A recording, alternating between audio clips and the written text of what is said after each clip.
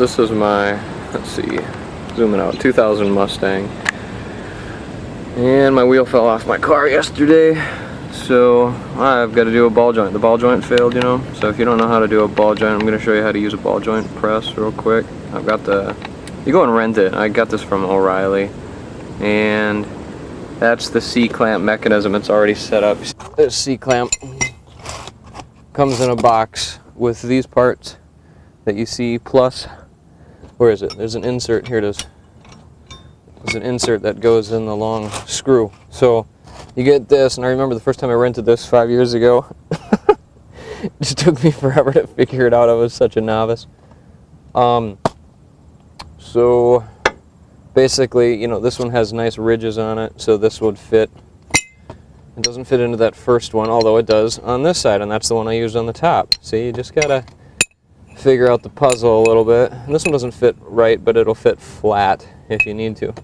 So in my case, you know, we're pushing out from the top, so this has to go from the top. This has to fit in there because the only one that would work for the top was right the back side of this one. So we had it like that, and that fit down in there. This fit in there, so that fit in perfectly from the top. So that was the top. The bottom, now the big one I didn't use, the bottom needed a fitting around it, so either that one or that one. They both fit real nicely, but it's like a puzzle, and you just figure out what works best, but just make sure you're fitting around the ball joint on the bottom. So right, this is the bottom, and this had some rust on it, so I just scraped some of it off to fit this around the bottom. This one should not touch it because this has to push up against the lower control arm. So that fits like that, and then you have the support so that you can fit it on the bottom of the C-clamp, and then up top you have to fit directly on the ball joint while providing that support. This fits in like that, and like that, and like that. It's magic. And now you can get a better idea here as I talk about it. So you got the coupling on top, the coupling on bottom. This ball joint is pressed up through the lower control arm, and what is happening is these parts, the whole C-clamp, everything comes in the kit, including this. I don't know what the official terms are, but these fit around the couplings in various ways.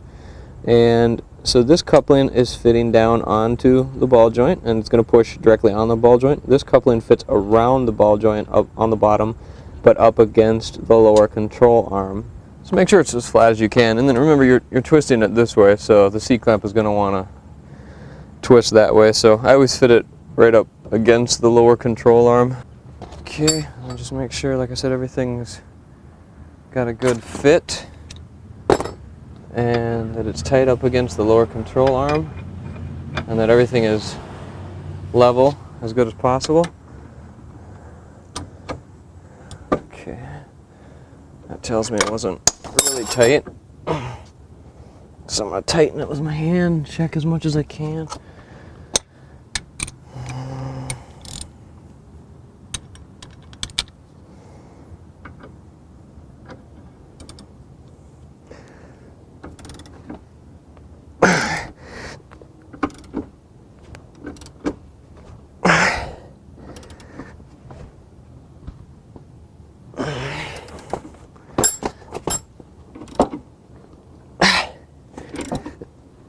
Okay, I've turned it in quite a few times, so I'm going to look down here and see that nothing's looking really awkward. It's still where it is.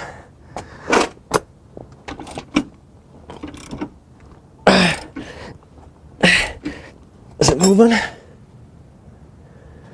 don't see anything moving. I can't tell if that gap there is decreasing. It is. Okay. And when you put it on, yep, you can see that gap there. That's what you want to do. You want to watch that rim of the ball joint itself, and then just verify that it's moving through there.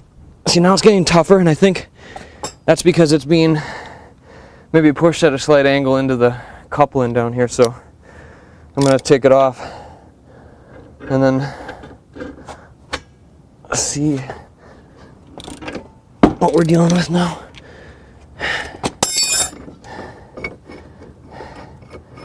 So let's see how far up.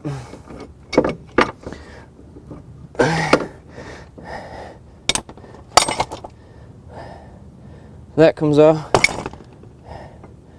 And that comes off. Woo! That's still hot. I probably can bash it out of there. But yeah, it's going awkwardly into this coupling, which there. Okay. So that came off, and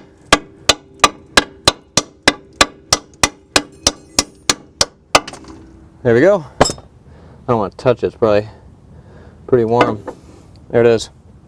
That's how you press a ball joint out. So the ball joint is, you know, pressed up in here like that. And that's that flat bottom on a Mustang that's on the bottom. Sometimes they're reversed, I don't know.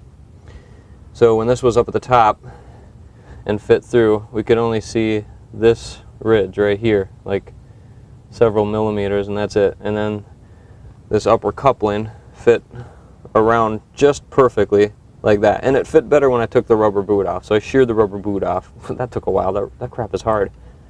So this fit around just right. So with this on and most of this below the control arm, you have this little several millimeter gap, and that's the gap you want to watch as you start to crank on the clamp.